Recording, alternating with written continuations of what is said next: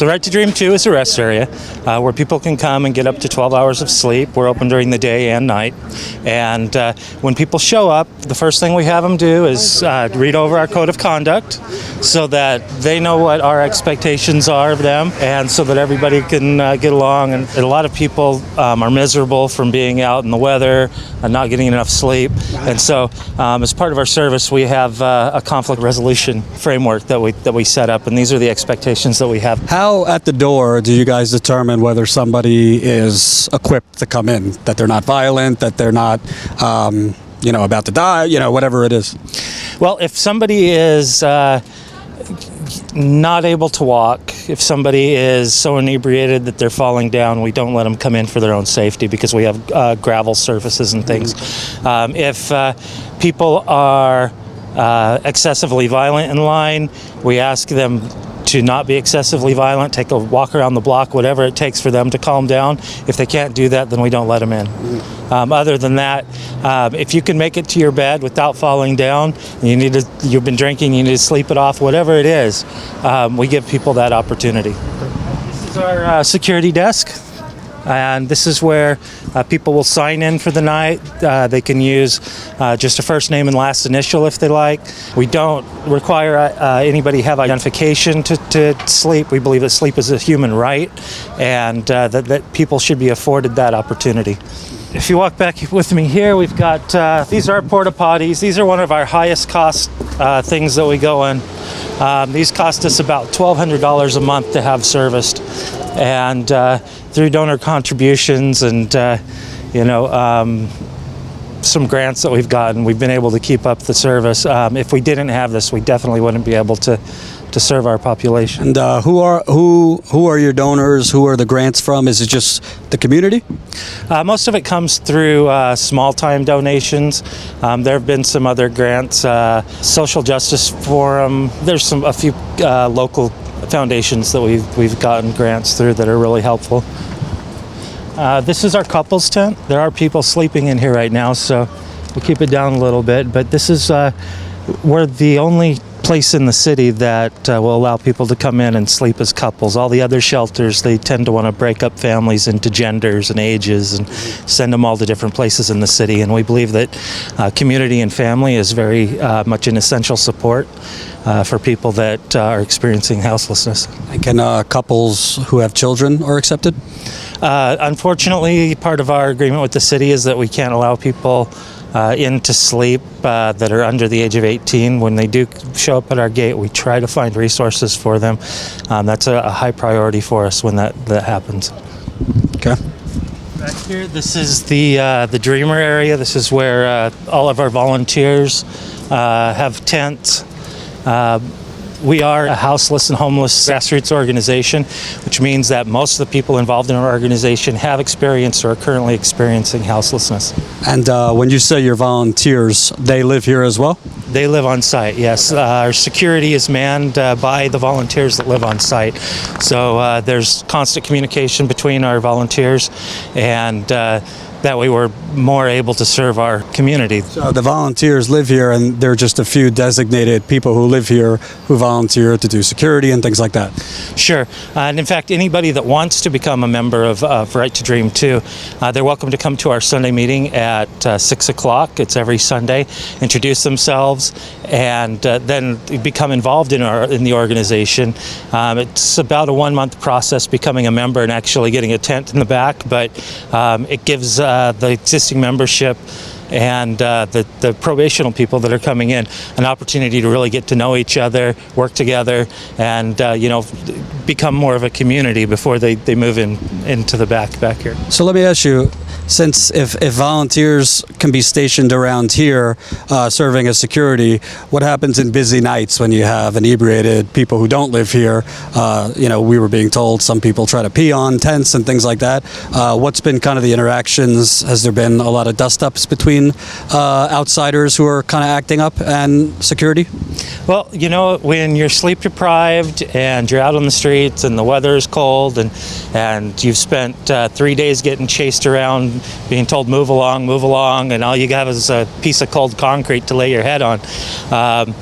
people can get pretty grumpy, and we really try to work with people and mitigate the emotional distress just simply by giving people an opportunity to lay down their head and rest. I know that when I was in kindergarten, I really could use a nap sometimes. Okay.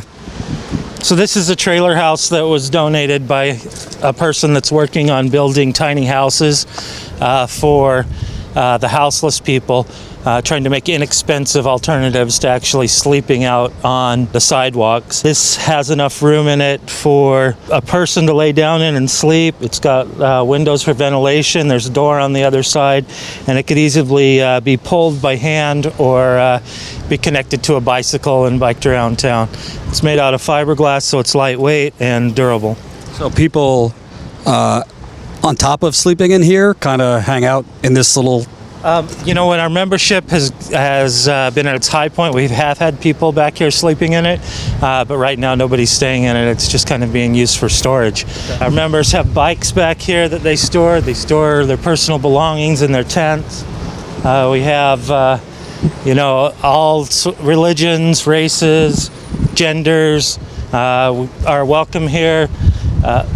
We don't discriminate against anybody that needs sleep. And over here, these are these similar to what we've seen wrapped around, or are these bigger sections? These are all the membership tents that we have back here. Now we're coming up here. We've got a clothing closet that we distribute clothes out of to people that come to our gate in need of clothing, and we also have an office here. Our office and computer room is set up so that people that are looking for work or contact family, people can come back here with a member and do the things that they need to do online. This also is a point of organization that we have for the rest area. This is where we keep our files and things. We do a lot of activist work in the community, and a lot of that online stuff is done out of this office. And how does it logistically work with, you need electrical outlets for computers and things like that. How is all that set up? Well, we've got a network here that's, we're connected via Wi-Fi to one of the businesses here locally with their permission. We've set up a Wi-Fi link, and then we have an access point that distributes that network wirelessly. We also have a wired network that all of these desktops are connected through.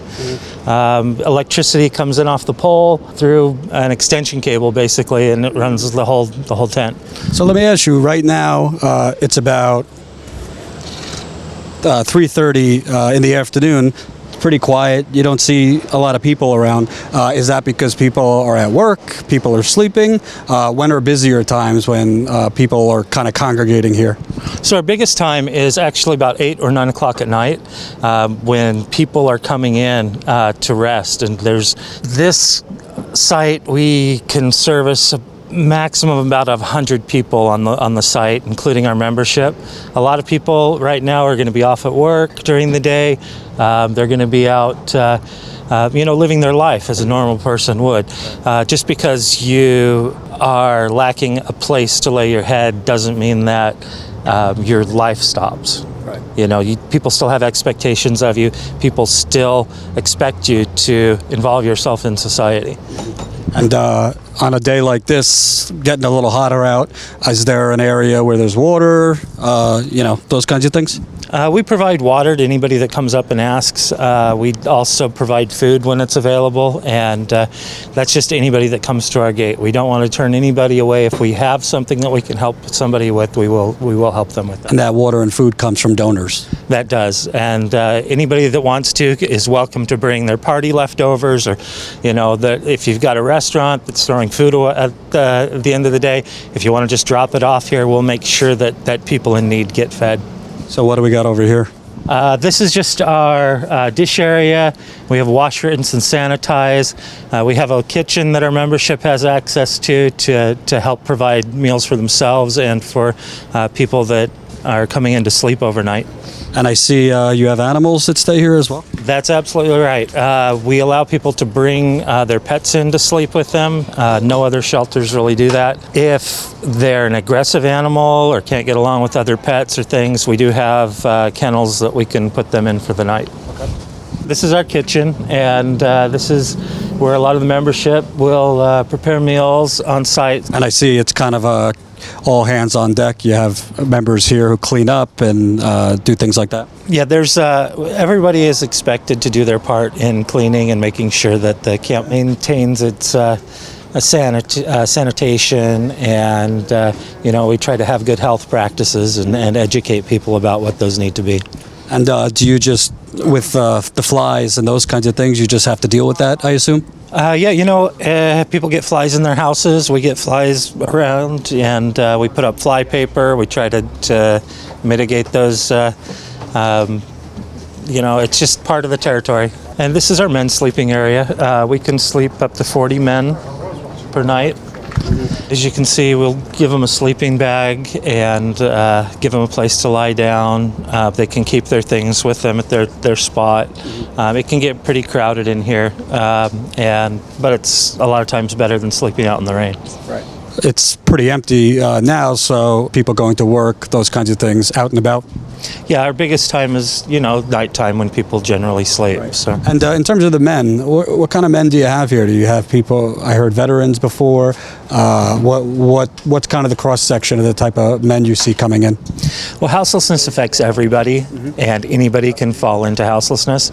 And so if you can think of it, we've probably had that type of person stay here. Everybody in society can experience and do experience houselessness. This is our ladies' tent, and we have spots for up to 12 ladies every night. We also have 11 spots in our couples tent, so that's another 22 people that we can serve. We have some cots and stuff that we can set up if we overflow, but it's unfortunate, but every night we seem to be turning away men that are looking for a place to sleep. So we do need more access to areas that people can sleep without being harassed, so that they can improve their lives, get on with their lives. If you're constantly being woken up in the middle of the night, it's very difficult to go out, find work, find housing, and improve your status when it's an unfortunate situation in this country, and it's something that we really tried to raise the awareness of in Portland, and I think we're succeeding at that. This is an area where our membership can just kick back and relax, help keep an eye on things. So it's kind of like a mini living room, so to speak. Yeah, kind of. Okay. Yeah, so upcoming on the 10th of June, the day before the Rose Festival Parade, we have an event where the city of Portland every year pays itself a fee, like $1 million something fee for a license to allow people to camp on the streets before the Rose Festival. And the rest of the year, they have sit-lie laws that prevent people from sleeping on the streets, or they try to prevent people from sleeping on the streets. And so to bring awareness to that, every year we go out on the parade route and we set up tents for houseless people, and we give them a place to sleep for the night. We also have entertainment and food, and it's about a 24-hour event that we call Pitch a Tent, and it's on the corner of Southwest 4th and Washington, not too far from here, that we set up and we get everything going. What day is that? It's on June 10th, and we start setting up about 10 a.m. and it'll go through 24 hours until about 10 a.m. the morning of the parade. And let me ask you, because you have people coming every night, so what's like, I mean, you might not have a average, but how long do people generally stay here? Oh, it's tough to say. There have been people that have been staying here for years, and our regular people that come to sleep here. There have been people that come for one night. So there's no, like, you could only stay for X amount of days before you have to leave. If you need to sleep, we'll find a place for you to sleep if we can. There are more and more rest areas popping up around town, and with the mayor's state of emergency considering homelessness, we are enjoying a little period right now where people are more tolerated sleeping on the streets, and more people are sleeping on the streets. During the winter, we are packed full all the time, and during the summer, not so much, because it's not so hostile in the weather and the environment. And during the winter, obviously you don't have, plumbing everywhere, so how do you guys stay warm? We bring in propane heaters, and we run them underneath our tarps, and that will at least help bring the temperature up above, freezing. And we also, we give people sleeping bags, and the sooner they get bedded down, the sooner their body heat helps to keep them warm. I wish we had more facility for warmth on site, but it's just something we don't have access to right now. And you said you're in charge of people following kind of the code of conduct and things like that. And in general, do you see mostly peaceful people here who just need a helping hand?